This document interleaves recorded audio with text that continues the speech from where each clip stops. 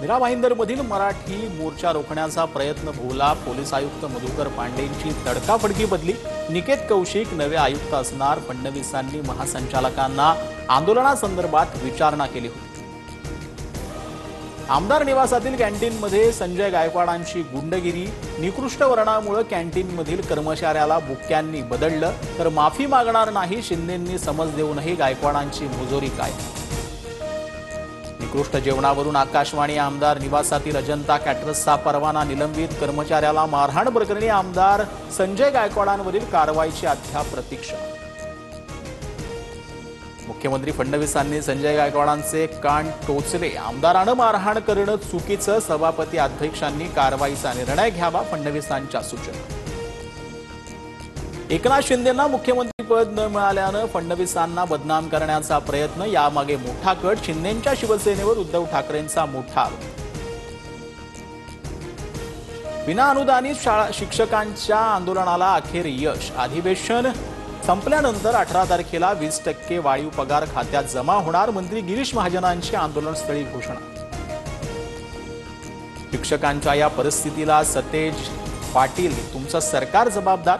विना अनुदानित शिक्षकांच्या आंदोलन प्रश्नावरून जे आहे ते मुख्यमंत्री फडणवीसांचं मवियाकडे बोट। सरसकट विना अनुदान संस्थांना परवानगी दिल्याचा आरोप। जनतेच्या मनात होतं ते झालं। महाराष्ट्र आणि मराठी माणसाच्या मुळावर येणाऱ्याला मुळासकट उखडून टाकण्यासाठी राज आणि मी एकत्र आलो। उद्धव ठाकरेंचं विधान। विदर्भात पूरस्थिती आणखीन बिकट होण्याची शक्यता। नागपूर, गडचिरोली, चंद्रपूर, गोंदिया जनजीवन विस्कळीत। अनेक गावांचा संपर्कही तुटला। शाळा महाविद्यालयांना सुट्टी जाहीर।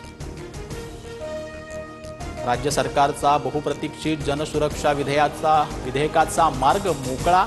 समितीचे अध्यक्ष चंद्रशेखर बावनकुळे उद्या सभागृहात विधेयक मांडणार। विरोधकांच्या भूमिकेकडे लक्ष।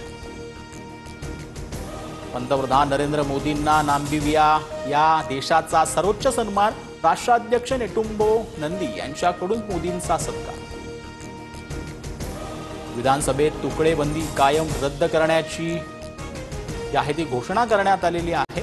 1 गुंठ्यामध्ये शेतजमीन खरेदी विक्री करता येणार। महसूल मंत्री चंद्रशेखर बावनकुळेंचा ऐतिहासिक निर्णय। लवकरच समिती गठीत करणार।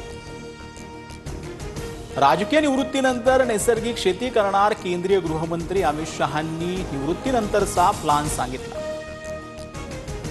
गुजरातमध्ये महिसागर नदीवरील पूल कोसळून दुर्घटना। 5 वाहनं नदीत पडून 10 जणांचा मृत्यू। वडोदरा आनंदला जोडणारा रस्ता बंद।